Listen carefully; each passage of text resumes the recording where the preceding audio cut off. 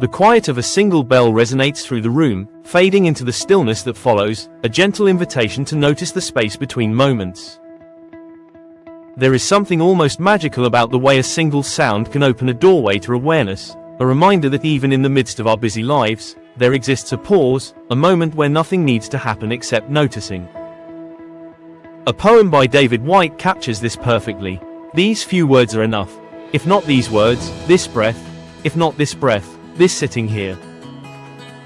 It is an opening to life we have too often refused, until now.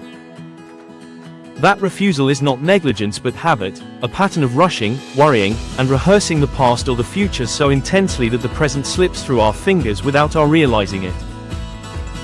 Mindfulness is the deliberate act of reclaiming that present, turning toward reality in both its internal and external dimensions, and discovering a richness that is always available if we pause long enough to perceive it. Mindfulness, as taught in secular practice today, is rooted in centuries-old spiritual exercises, largely preserved and refined by Buddhist traditions in Asia. When these practices arrived in the West in the 20th century, they carried no requirement for belief, dogma, or ritual, only an invitation to explore awareness, to awaken fully to life as it is. The term mindfulness translates from the ancient Pali word sati, which originally meant memory or non-forgetfulness, and has evolved to mean a continuous, compassionate awareness of our thoughts, emotions, and surroundings. This awareness is not a passive observation but an active engagement with the fullness of experience, a conscious turning inward to understand our own minds, while simultaneously turning outward to engage more deeply with the world around us. It is this double-facing gaze, inward and outward, that creates the remarkable balance between understanding and living, reflection and action. The potential of mindfulness becomes most striking when we consider the patterns of human emotion. Emotions such as sadness, fear, and worry are natural and universal, yet humans have developed a unique capacity to amplify and prolong these feelings far beyond their initial trigger. Unlike a gazelle that shakes off fear and returns to grazing within minutes, humans can ruminate endlessly, replaying scenarios, imagining worst-case futures, and constructing complex narratives around even the smallest events. A simple moment, like a child nearly riding into danger on a bicycle, can spark an intricate mental drama of what-ifs, creating stress that is almost entirely disconnected from reality. It is in these habitual constructions of our minds that mindfulness shows its power, offering a path to disengage from the stories we tell ourselves and return to the raw experience of life itself. Depression and chronic worry are perhaps the clearest examples of where mindfulness provides relief. Research led by Mark Williams and colleagues has demonstrated that an 8-week mindfulness training can significantly reduce the risk of relapse in people who have experienced multiple depressive episodes. Participants learn not to suppress emotions or fixate on negative thoughts, but to notice them, to observe the patterns in their mind without judgment, and to create a space where feelings can naturally rise and fall. This practice works alongside conventional therapies, offering an alternative or complementary route to healing that empowers the individual to engage directly with their inner life.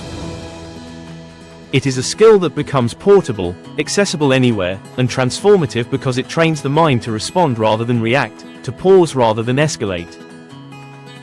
The human mind is extraordinary but complicated. Unlike animals, our brains can imagine future disasters, revisit past traumas, and construct virtual realities that never exist outside our thoughts. While this capacity has led to incredible achievements, building cities, creating art, exploring the cosmos, it also predisposes us to stress, anxiety, and rumination. The lion that chases the gazelle leaves no residue of fear once the threat has passed. Humans, in contrast, carry forward the memory of imagined or real danger, compounding suffering long after the moment has ended. Mindfulness interrupts this cycle. By training attention on simple, tangible experiences, like the rhythm of the breath or the sensation of the soles of our feet against the ground, we anchor ourselves in the present. The mind's natural tendency to wander is met with gentle redirection rather than punishment, allowing thoughts to flow in and out without creating emotional entanglement. Even in ordinary, everyday experiences, mindfulness reveals a hidden richness. Consider a morning routine, where the mind drifts through a series of anticipations, worries about work, errands, the next meal, or obligations, before the body has fully awakened. These automatic narratives rob us of the sensory and emotional richness of the present. Mindfulness invites us to reconnect, to feel the weight of our body in the chair, the breath moving in and out, the subtle vibrations of life all around us. In this simple noticing, we discover that life does not need to be postponed. Every small act, a sip of tea, the press of a foot against the floor, the sound of a bird outside a window, is an opportunity to practice waking up, to live with intention rather than drift on autopilot. The ordinary becomes extraordinary because we are fully present, fully alive, and fully attentive. The science behind mindfulness has provided an unexpected gateway for skeptics, confirming what practitioners have long observed: mindfulness reshapes the brain, enhancing emotional regulation, increasing attention, and reducing stress. Studies have shown that when people practice mindfulness, the amygdala, the brain's fear center, becomes less reactive, while areas involved in attention, awareness, and empathy become more engaged. These changes are not abstract. They translate into improved well-being, better relationships, and greater resilience in the face of life's challenges. Mindfulness is not a magic cure, but it is a powerful skill that enables us to navigate life with clarity, insight, and compassion. It teaches us that the mind is not a tyrant we must obey, but a tool we can cultivate to serve our deepest intentions. This practice is accessible to anyone. Simple exercises, like the 3-minute breathing space, guide us through observing our current state, focusing on the breath, and expanding awareness to the body as a whole. Even brief moments of mindfulness can interrupt cycles of rumination, anchor us in the present, and restore a sense of agency over our minds. Through repeated practice, we become more sensitive to subtle cues of stress, more capable of choosing our responses, and more attuned to the beauty of ordinary moments that otherwise pass unnoticed.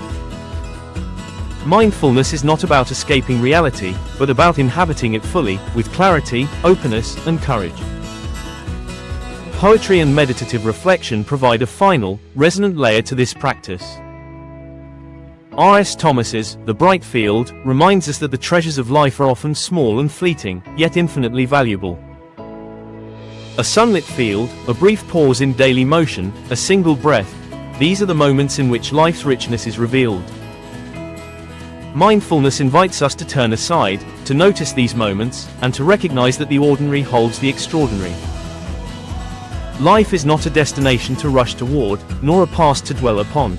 It is a series of moments to inhabit fully, with awareness, with presence, and with gratitude. By cultivating mindfulness, we are not merely avoiding suffering, we are opening ourselves to life itself. Each breath, each sensation, each encounter becomes an opportunity for awakening.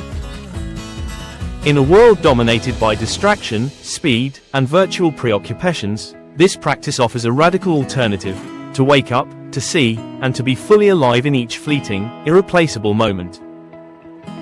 And perhaps, in doing so, we uncover the meaning that has been waiting for us all along, not in distant horizons or imagined futures, but here, now, in the brightness of the present.